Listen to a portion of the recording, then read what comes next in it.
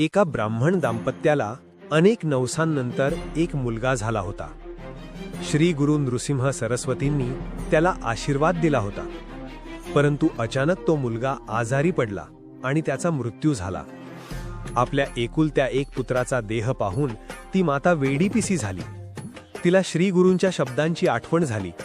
श्री गुरूंनी तर दीर्घायुष्याचा आशीर्वाद दिला होता, मग माझा मुलगा का गेला? ती माऊली आपल्या मुलाचे प्रेत घेऊन श्री गुरूंच्या मठाबाहेर आली आणि टाहो फोडू लागली. तिने ठरवले की जर माझा मुलगा जिवंत झाला नाही तर मी सुद्धा माझा प्राण देईन. त्या मातेचे दुःख पाहून श्री गुरूंच्या प्रेरणेने एक ब्रह्मचारी तिथे प्रकट झाले.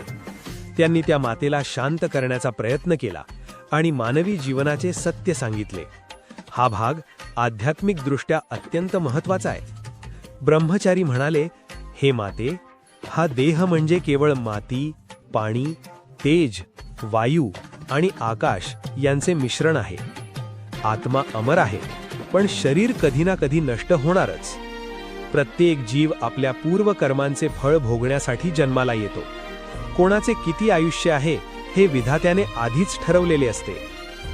परंतु त्या मातेचे प्रेम इतके ओतप्रोत होते की ती म्हणाली, मला हे ज्ञान नको, मला माझा पुत्र हवा आहे.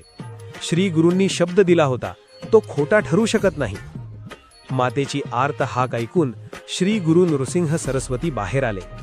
तिची निस्सीम भक्ती आणि दुःख पाहून त्यांचे हृदय पाझरले. त्यांनी त्या मृत मुलाकडे पाहिले आणि आपली अमृत दृष्टी त्याच्यावर टाकली. श्री गुरूंनी त्या मुलाच्या अंगावरून हात फिरवला आणि त्याला हाक मारली. आश्चर्य म्हणजे तो मुलगा एखाद्या झोपेतून उठल्याप्रमाणे जिवंत झाला. मुलाला जिवंत पाहून सर्वत्र आनंदी आनंद झाला.